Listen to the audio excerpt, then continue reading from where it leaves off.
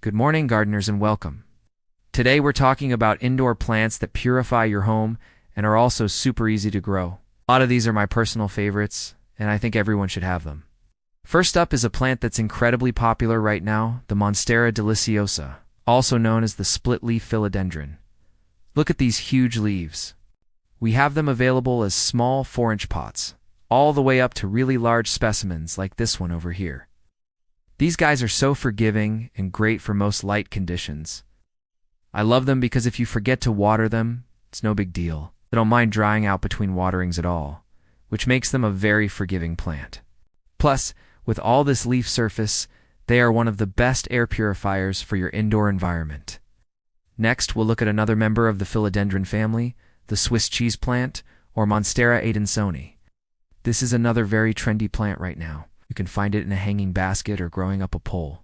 It's such a unique plant that was popular decades ago, lost its fame, and is now making a huge comeback. It's easy to grow and great for your home. This one prefers to be consistently moist to slightly dry, so you just want to be careful not to overwater it. Moving through the greenhouse, we come to the figs, specifically the fiddle leaf fig or Ficus lyrata.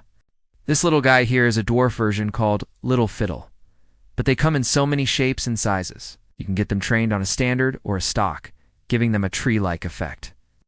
They can also grow into a large bush form or a columnar shape.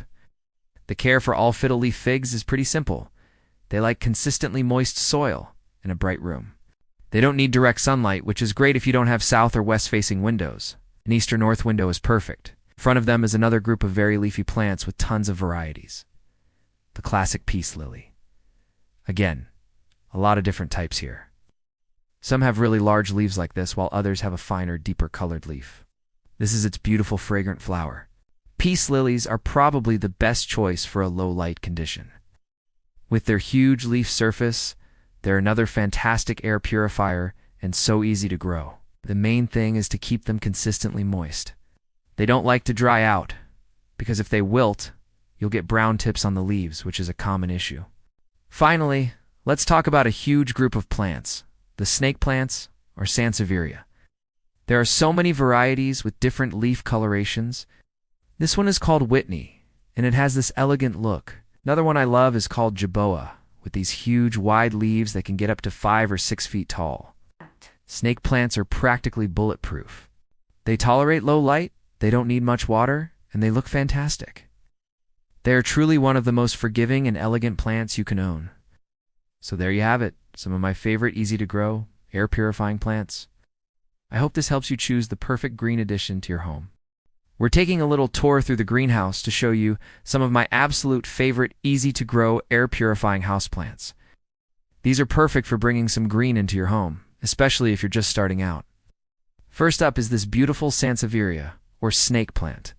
This one's called Jerboa. I love it for its really nice wide leaves.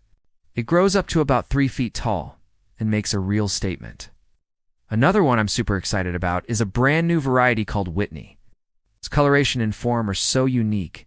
It's a thick grower that doesn't get too tall, giving it a very elegant, contemporary look in the right space. Definitely a new favorite of mine. Of course, we have to talk about an old standby, which is probably the most popular snake plant right now, the Sansevieria trefasata laurentii.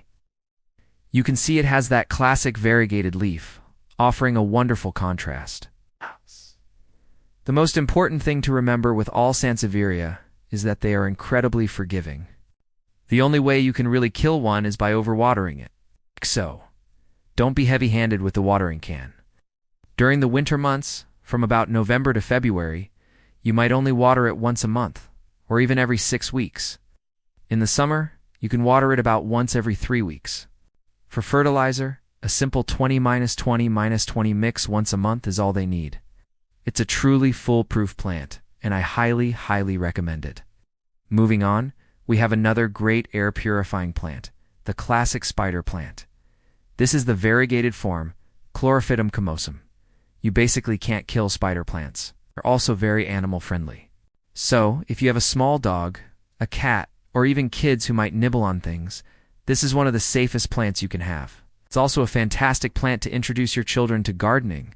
They're so easy and rewarding to grow. You'll want to keep them consistently moist to slightly dry but never soggy, as you don't want the roots to rot. Next, let's talk about palm trees. They come in so many different forms and textures, and some are much easier to grow than you might think. One of the best is right back here, the phoenix palm, also known as the pygmy date palm. Isn't this elegant? This is one of those palms that can handle dry conditions incredibly well, which is perfect for our homes in the winter when the furnace is running and the air is dry. Unlike other common palms that get brown tips, this one shows no ill effects. In fact, these palms prefer dry air. You'll see huge specimens of them growing out in the blazing heat of Arizona and California. It has a beautiful form and develops a slightly bulbous base, which is completely normal. It's one of the easiest palms to start with.